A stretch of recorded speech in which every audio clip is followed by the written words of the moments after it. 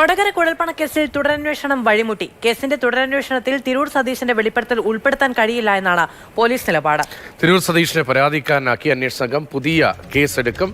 MS Lishoy ചേരുന്നു. ലിഷോയ്, നിലവിലെ കേസിൽ ചേർക്കാൻ കഴിയില്ല, പക്ഷേ അന്വേഷണം അവസാനിക്കുന്നെന്ന് പറയാൻ കഴിയില്ല. പുതിയ കേസെടുക്കാൻ പോവുകയല്ലേ, എന്താണ് ഇതിൽ നിന്ന് മനസ്സിലാക്കേണ്ടത്? തീർച്ചയായും, അതായത് നേരത്തെ ഉണ്ടായിരുന്ന കേസ് എന്ന് പറയുന്നത് കൊടകര കുഴൽപ്പണ കേസിലെ FIR എന്ന് പറയുന്നത് അത് പണം നഷ്ടപ്പെട്ടതുമായി അപഹരിച്ചതുമായി ബന്ധപ്പെട്ട കേസാണ്. അതിനുശേഷം പിന്നീട് തിരൂർ സതീശന്റെ വെളിപ്പെടുത്തൽ വന്നതിന് ശേഷമാണ് ഇത്തരത്തിൽ ഒരു തുടരന്വേഷണം അല്ലെങ്കിൽ ഒരു പുനരന്വേഷണം എന്നുള്ള രീതിക്കുള്ള ചർച്ചകളൊക്കെ വന്നത്.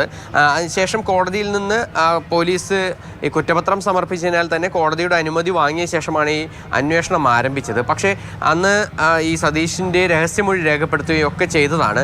പക്ഷേ അതേസമയം തന്നെ ഇതുമായി ബന്ധപ്പെട്ട് ഇനിയിപ്പോൾ ഈ കള്ളപ്പണ ഇടപാടുമായി ബന്ധപ്പെട്ടുള്ള അന്വേഷണങ്ങളൊന്നും തന്നെ നടത്താനായി കഴിയില്ല എന്നുള്ള രീതിക്കാണ്, തുടരന്വേഷണം എന്ന രീതിക്ക് നടത്തുമ്പോൾ കഴിയില്ല എന്നുള്ളതാണ് പോലീസിൻ്റെ ഒരു നിഗമനം. പോലീസ് ഇത് സംബന്ധിച്ച നിയമോപദേശം തേടിയിട്ടുമുണ്ടായിരുന്നു.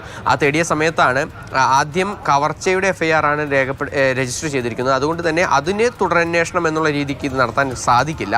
അതേസമയം തന്നെ ഇനിയിപ്പോൾ ഈ സംഭവം അന്വേഷിക്കണമെങ്കിൽ സതീഷിൻ്റെ ഭാഗത്തു നിന്നും ഒരു പരാതിയോ അല്ലെങ്കിൽ അത്തരത്തിലുള്ള ഒരു പരാതിയുമായി മുന്നോട്ട് പോവുകയാണെങ്കിൽ ആ പരാതിയിന്മേൽ അന്വേഷണം നടത്താം, കള്ളപ്പണ ഇടപാടുമായി ബന്ധപ്പെട്ട് എന്നുള്ളതാണ് പോലീസിൻ്റെ ഒരു കൃത്യമായൊരു നിഗമനത്തിലേക്ക് എത്തിയിരിക്കുന്നത്. എന്തായാലും നിലവിലത്തെ അന്വേഷണം ഇപ്പോൾ കൊടകര കുഴൽപ്പണ കേസില്ലല്ലോ, കൊടകര ഒരു റോഡ് സൈഡ് റോബറി അല്ലേ എന്നുള്ള BJP നേതാക്കളുടെ പരിഭവങ്ങൾ കൂടി പരിഹാരമാവുകയാണോ?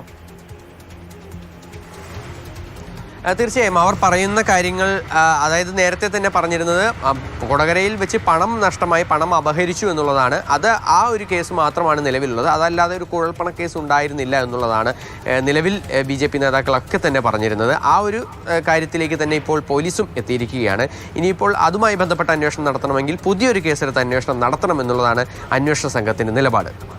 ശരി, ഏതായാലും ഇത്തരം കേസുകളിൽ ഒത്തുകളി ഉണ്ട് എന്ന നേരത്തെയുള്ള രാഷ്ട്രീയ ആരോപണം ഇതൊക്കെ കാണുമ്പോൾ ഇങ്ങനെ അന്വേഷണം ഒരു ഘട്ടം വരെ പോകുന്നു, തെരഞ്ഞെടുപ്പിൻ്റെ ഘട്ടത്തിൽ ആരോപണങ്ങൾ വരുന്നു, പിന്നീട് അത് ഇപ്പോൾ അന്വേഷണം സാധ്യമല്ല എന്ന് പറയുന്നു, പുതിയ കേസെടുക്കുമെന്ന് പറയുന്നു. ഇങ്ങനെ നീണ്ടുപോകുമ്പോൾ എന്താണ് യഥാർത്ഥത്തിൽ കർട്ടന് പിന്നിൽ നടക്കുന്നത് എന്ന കാര്യത്തിൽ പൊതുസമൂഹത്തിന് പൊതുവിൽ സംശയമുണ്ടാകുക സ്വാഭാവികമാണ്.